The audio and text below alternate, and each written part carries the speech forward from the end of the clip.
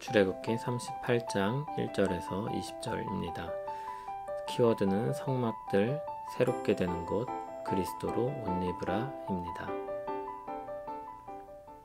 그가 또 조각목으로 번제단을 만들었으니 길이는 5규빗이요 너비도 5규빗이라 네모가 반듯하고 높이는 3규빗이며 그 네 모퉁이 위에 그 뿔을 만들되 그 뿔을 제단과 연결하게 하고 제단을 노스로 쌌으며 제단의 모든 기구 곧 통과 부삽과 대야와 고기 갈고리와 불 옮기는 그릇을 다 노스로 만들고 제단을 위하여 놋 그물을 만들어 제단 주위 가장자리 아래에 두되 제단 절반에 오르게 하고 그 놋 그물 네 모퉁이에 채를 꿰 고리 넷을 부어 만들었으며 채를 조각목으로 만들어 놋으로 싸고 제단 양쪽 고리에 그 채를 꿰어 매게 하였으며 제단은 널판으로 속이 비게 만들었더라.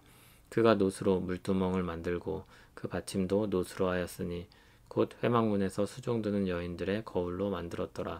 그가 또 뜰을 만들었으니 나무로 뜰의 남쪽에는 세마포 포장이 100규빗이라 그 기둥이 20이며 그 받침이 20이니 놋이요 기둥의 갈고리와 가름되는 은이며 그 북쪽에도 100규빗이라 그 기둥이 20이며 그 받침이 20이니 놋이요 기둥의 갈고리와 가름되는 은이며 서쪽의 포장은 50규빗이라 그 기둥이 10이요 받침이 10이며 기둥의 갈고리와 가름되는 은이며 동으로 동쪽에도 50규빗이라 문 이쪽의 포장이 15규빗이요 그 기둥이 3이요 받침이 3이며 문 저쪽도 그와 같으니 뜰 문 이쪽 저쪽의 포장이 15규빗이요 그 기둥이 3씩 받침이 3씩이라 뜰 주위의 포장은 세마포요 기둥 받침은 놋이요 기둥의 갈고리와 가름되는 은이요 기둥 머리 싸개는 은이며 뜰의 모든 기둥에 은 가름대를 꿰었으며 뜰의 휘장문을 청색 자색 홍색 실과 가늘게 꼰 배실로 수놓아 짰으니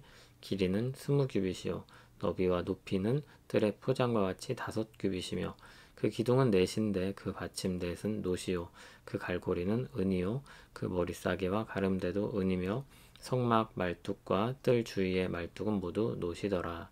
아멘.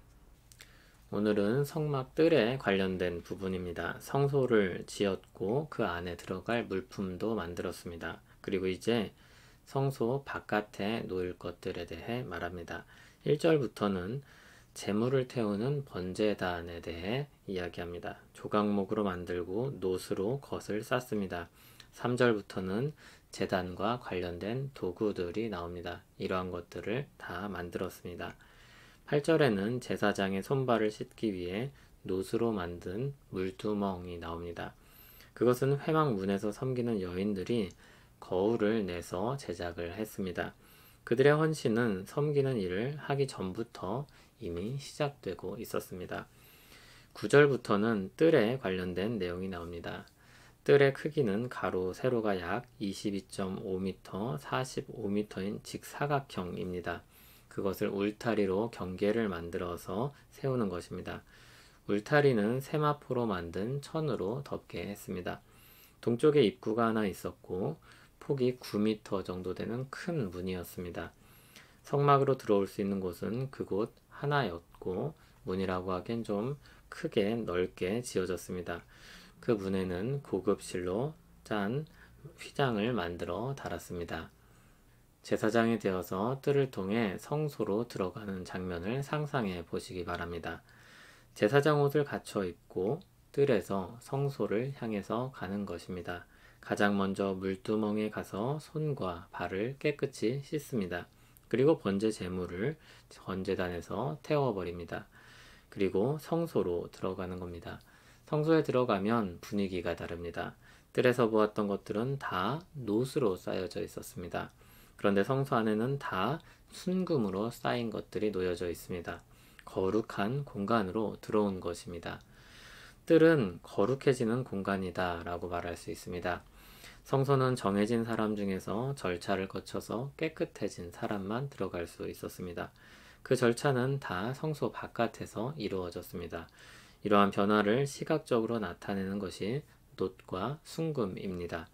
죄를 씻고 깨끗하게 될 때 이 놋과 순금의 격차를 극복할 수 있습니다. 그렇게 하나님께 나아오도록 하나님께서 마련하신 공간이 바로 뜰입니다. 그곳은 백성들이 새롭게 되는 공간이었습니다.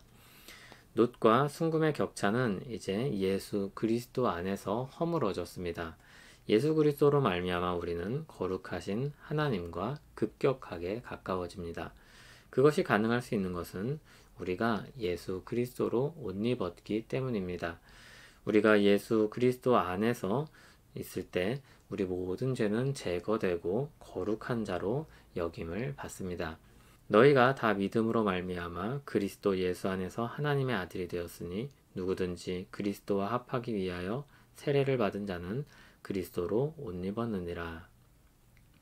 예수 그리스도를 믿는 사람들은 모두 그리스도로 옷 입은 사람들입니다. 그렇게 죄악된 곳에서 거룩한 곳으로 나오게 된 사람들입니다. 집에서 나올 때 세수를 하고 양치를 하고 머리를 감습니다. 그리고 밖에서 나와서 일을 하다가 집으로 돌아옵니다. 땀이 흘렀고 더러워졌습니다. 어떻게 해야 하겠습니까? 또 세수를 하고 양치를 하고 머리를 감습니다. 깨끗하게 된 그 만족감을 아는 사람은 계속해서 그 깨끗함을 유지하려고 합니다. 더러워지면 다시 깨끗해지려고 합니다. 그것이 바로 신자의 삶입니다. 로마서 13장 14절을 보면 오직 주 예수 그리스도로 옷 입고 정욕을 위하여 육신의 일을 도모하지 말라고 하였습니다. 그리스도로 말미암아 깨끗하게 된 자는 계속해서 깨끗하게 살려고 해야 하는 것입니다.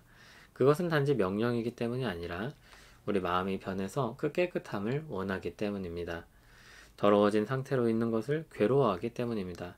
이 마음은 우리를 새롭게 하시는 성령 하나님께서 주시는 마음입니다. 성령 하나님이 주신 이 선한 바람에 순응하여 주 앞에서 깨끗한 삶을 살기 힘쓰는 우리 되기를 바랍니다. 예수 그리스도 안에서 우리를 깨끗하게 하신 주님, 오늘도 주님 앞에 감사를 드리며 예수 그리스도로 옷 입는 삶을 살기를 바라며 기도합니다. 그리스도의 십자가 은혜로 말미암아 우리는 거룩한 삶으로 끊임없이 나아갑니다. 그리고 그런 우리가 하나님께 받아들여지는 줄 믿습니다. 오늘도 이 은혜를 기억하고 감사하며 살겠습니다. 예수님 이름으로 기도합니다. 아멘.